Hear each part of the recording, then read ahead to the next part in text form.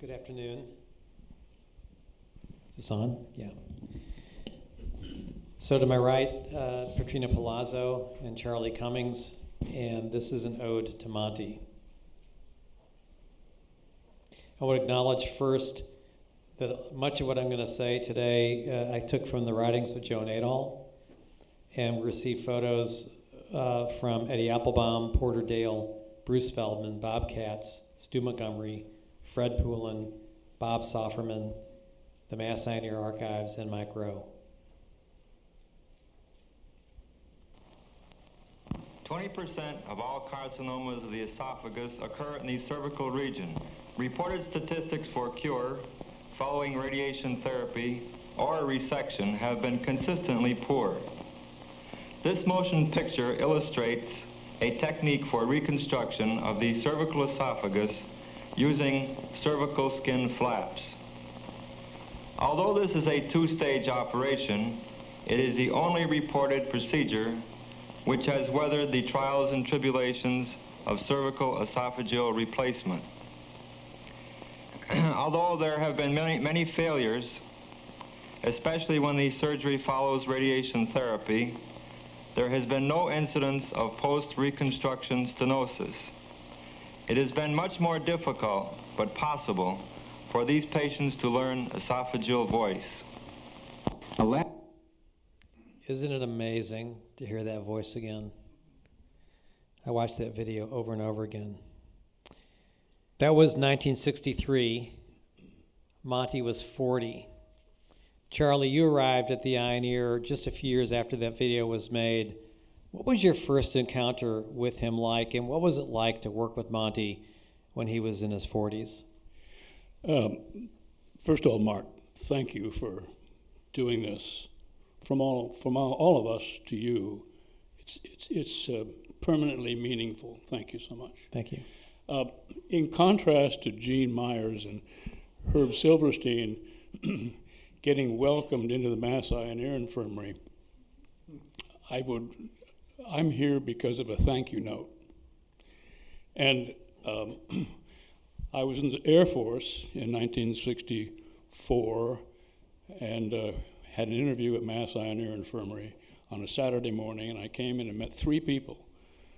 Werner Chasen, who was a wonderful, steady otologist who everybody loved.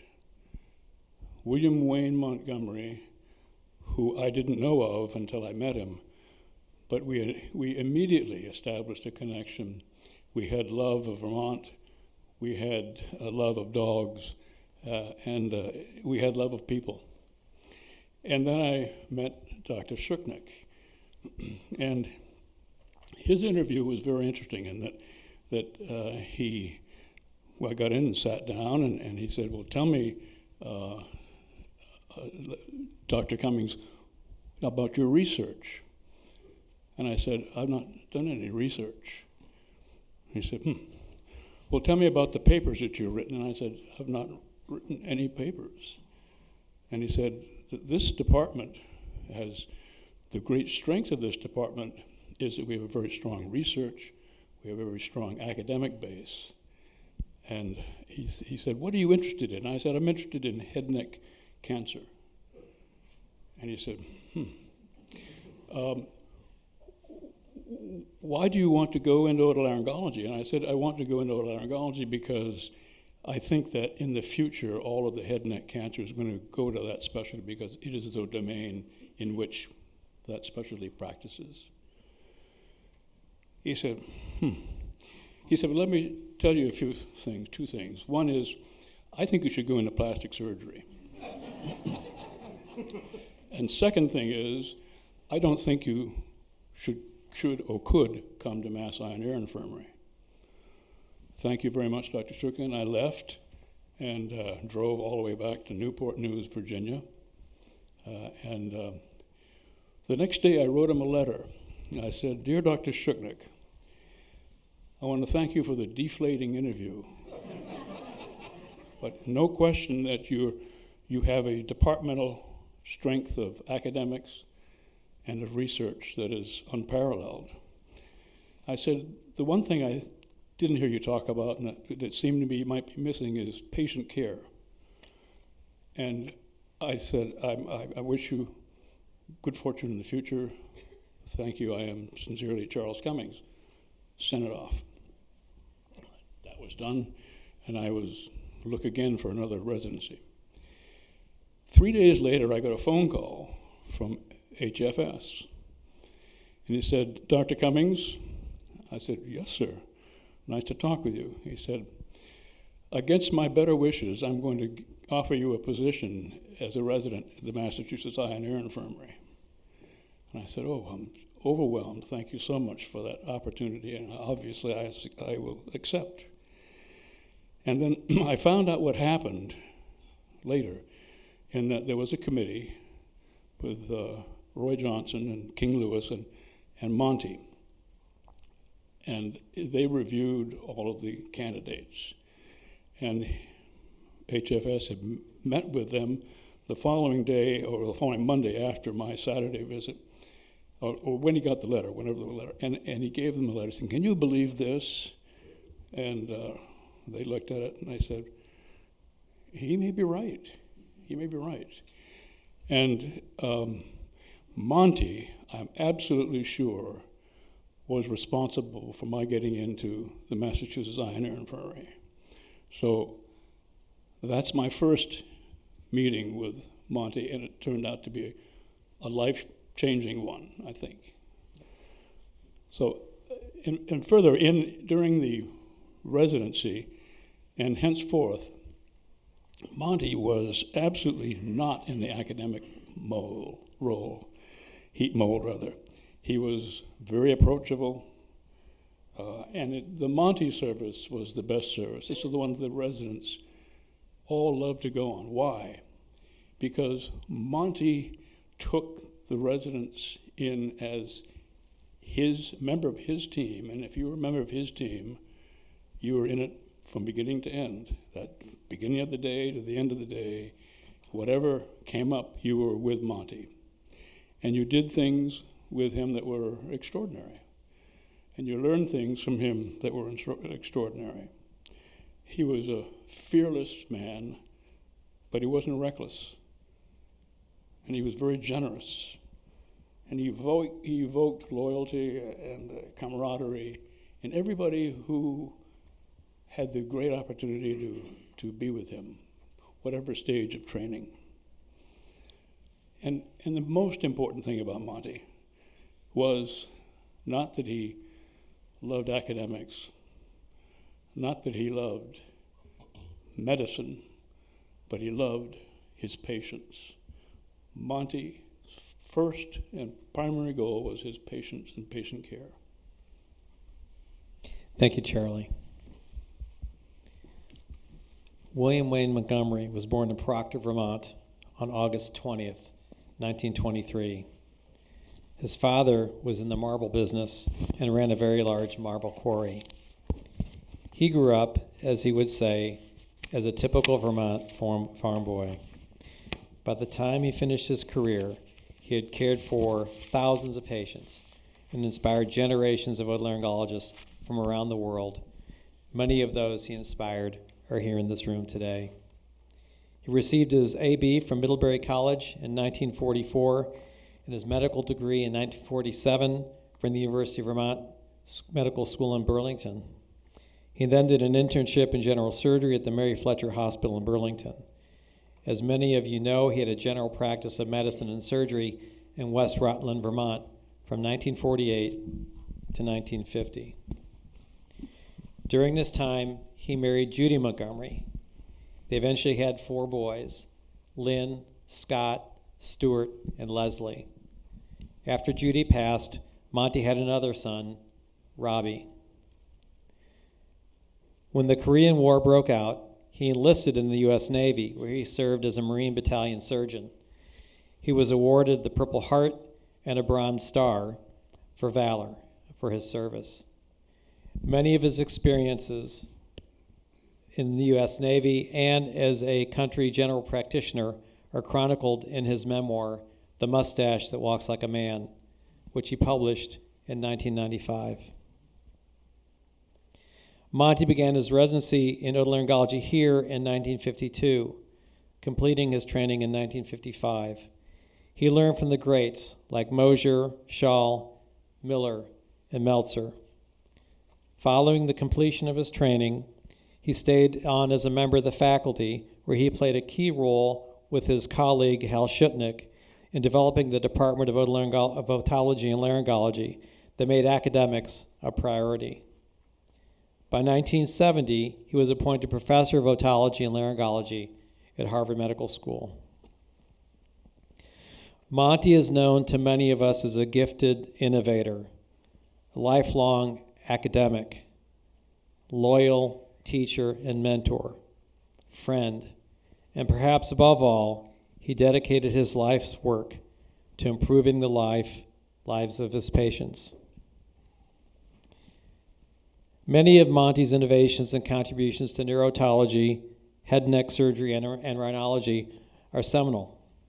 Included in this list are innovations that are such as the use of the fat graft to avoid spinal fluid leak after acoustic neuroma surgery, transethmoidal hypophysectomy, the use of nasal septal flaps to repair skull-base defects of the nose and paranasal sinuses, the introduction of the osteoplastic frontal sinus obliteration procedure in this country, innovations in the management of laryngotracheal stenosis that included the invention of the T-tube, the laryngeal keel, reconstruction of the cervical esophagus with development of the salivary bypass tube, creation of a pharyngoesophageal shunt for voice restoration following laryngectomy, and his development of the thyroplasty prosthesis and the procedure to implant it for management of vocal fold paralysis. Many of these works are found as major contributions to his magnum opus, surgery of the upper respiratory system. Monty understood the importance of interspecialty cooperation in the management of patients with problems that span the wheelhouse of multiple specialties. Examples of his collaboration are with Bob Ogeman on the left in the management of acoustic neuromas, with Hermes Grillo in the management of tracheal stenosis in the middle, and with C.C. Wong in the management of patients with head and neck cancer, C.C. on the right. Monty's contribution to and brilliance in academics was related to his incredible powers of observation. With respect to his surgical procedures, he was constantly innovating based on patient problems he encountered with yet to be discovered solutions, establishing a laboratory to facilitate the creation of devices to improve the care of his patients. He had a knack of understanding what would work and what would not work. His approach to research was no nonsense, straightforward, and direct. His writings were clear and succinct. He taught by example. Monty was an incredibly loyal mentor. He took great interest in the career development of many of those he trained and guided, and so many of us in this room shared that throughout the course of our careers. Monty knew how to relax and enjoy time with friends and family. He often spent time with his dear sister Jane. When not at work, his black lab Charlie was his constant companion. Charlie could hold 3 tennis balls in his mouth at once, and at dinner would swipe the napkin off your lap. Monty was a gifted artist and woodcarver and spent many of his weekends creating life out of a block of wood. One of his most treasured carvings was the Marine Corps emblem, which ended up in the office of the Marine Corps Commandant. Above all, Monty truly cared for and loved his patients. His talent for technical innovation never overshadowed his humanity. His motivation for surgical innovation was not out of intellectual curiosity, but because of a true drive to want to improve the lives of his patients. I could never do justice to describing what it was like to be one of Monty's patients. Fortunately, we have with us today one of Monty's dearest patients, Petrina Palazzo, to share with us her reflections on what it was like to be a patient of this gifted surgeon who in his life defined what a doctor is.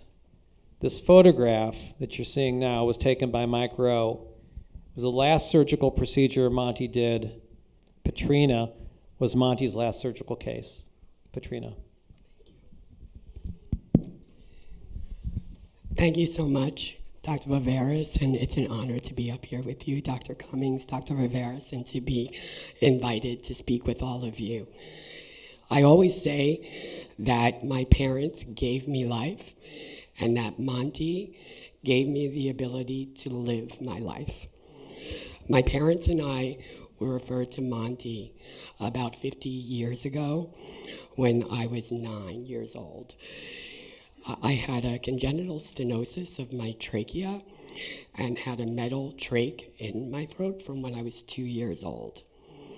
Until we met Monty, I was undergoing tracheal dilations every 2 to 3 months. And in between the procedures, I had a voice about half the time because I couldn't get enough air up to my vocal cords. I was sick all the time because I often had to be unplugged, and that was really messy, especially when I was in school. Under Monty's care, my life and my parents' lives changed completely. He gave me a T-tube, which enabled me to be plugged all the time, and he did reconstructive surgeries to make my trachea the best that it could be. As a child and as an adult, Dr. Montgomery gave me the ability to do things that other people take for granted, like playing gym when I was in school, being on a softball team, traveling, snorkeling, hiking. And I was a New York City public school teacher, a New York City public school principal, and ended my career as the director of teaching and learning for the Bronx. None of that would have been possible without Monty. He was my hero. And with each achievement I made, or a crazy thing like snorkeling that I did, I thanked him, thought about him, or cried tears of gratitude. I can't imagine who I would have been or where I would be if it weren't for Monty.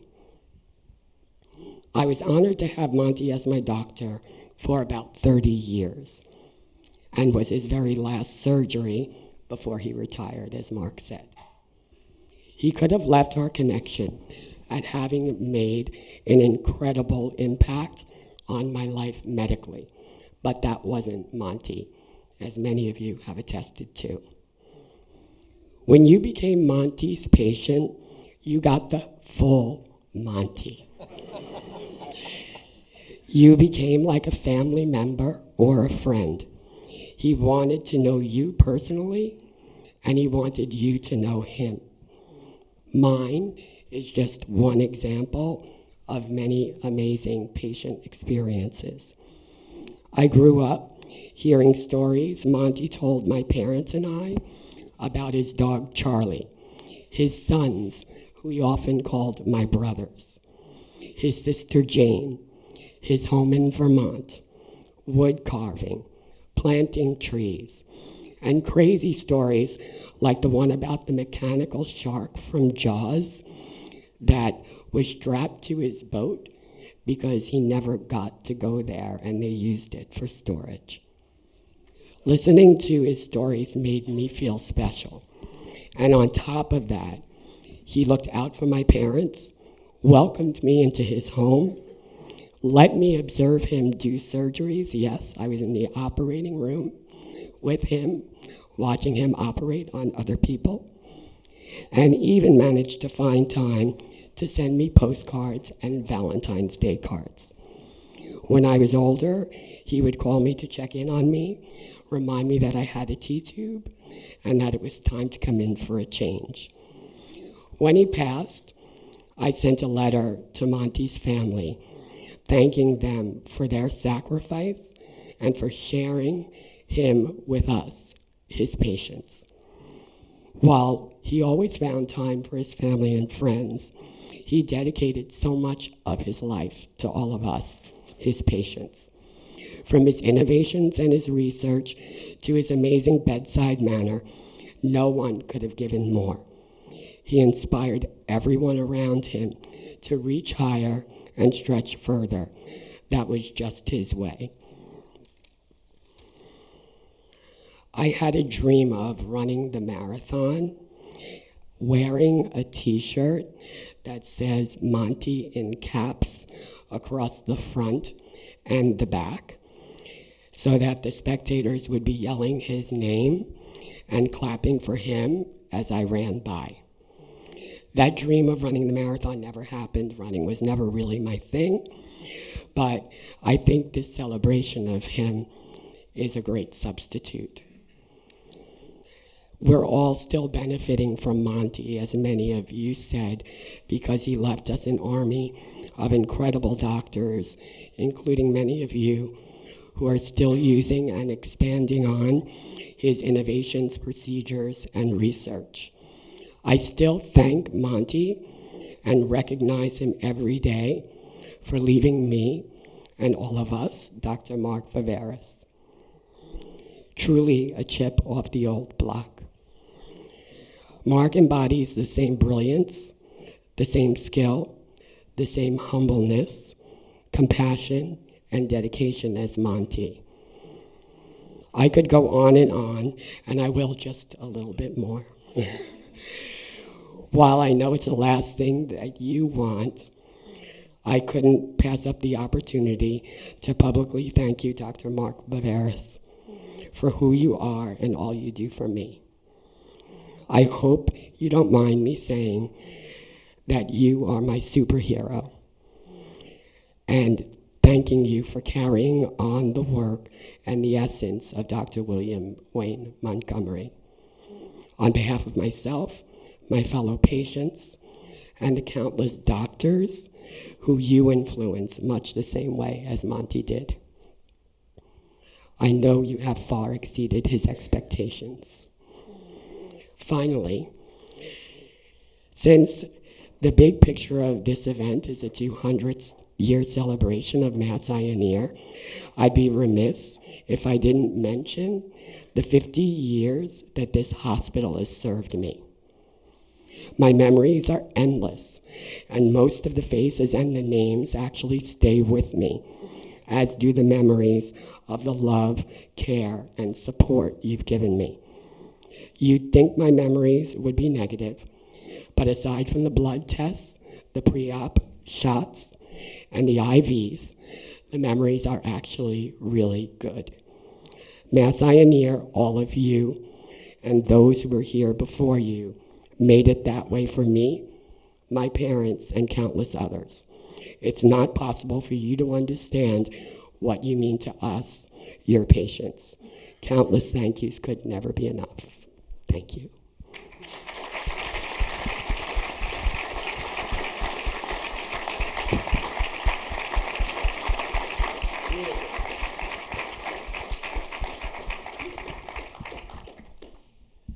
Thank you so much, Petrina.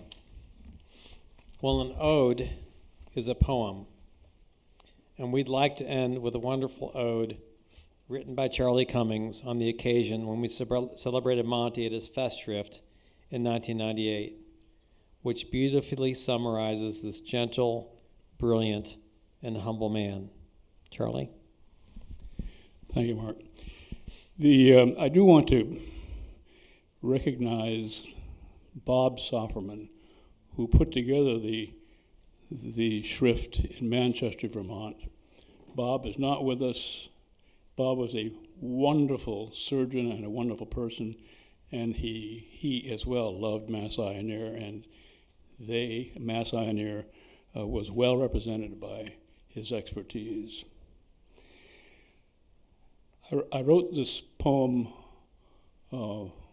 because Monty and I had been close friends, not only in Boston, but we had places close by one another in Vermont and saw a lot of each other. Green Mountain Man, carved from the granite beneath your soul, forged from quietude, your lips preserve the reserve that is your essence. An oddity in today's multi-flavored culture, your views are pure Vermont, coursing through a hand-hewn skeleton capped by a chiseled face. Little, I am sure, did you think that your path would lead to from the security of solitude to the pandemonium that characterizes the pace of today. Yet surely no man with such endowments could avoid the enticement of opportunity for growth. You ventured into every slice of life, each burst of energy accompanied by an imprint of yourself. Your surgical accomplishments ring clearly of a genius, enough to exceed any mortal's most aspiring wishes. Your sequential contributions enhance the magnetism of your soul.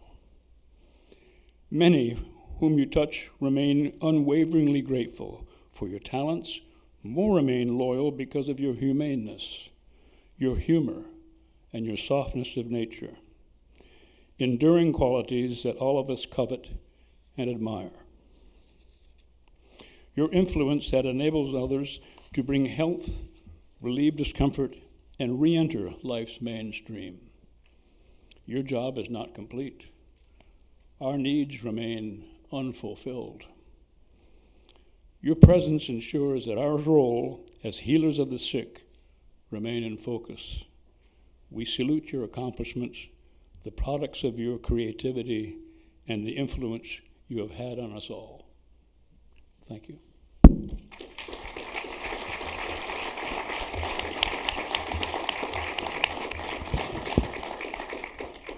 Thank you, Charlie. There's no better way to end this session than with that poem. And so thank you, Charlie, so much.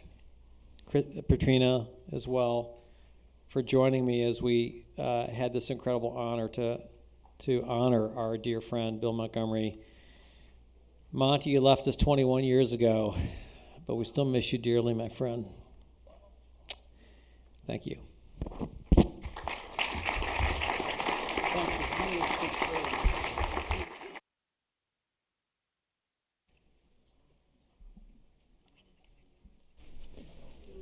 Dana, are we on a break now?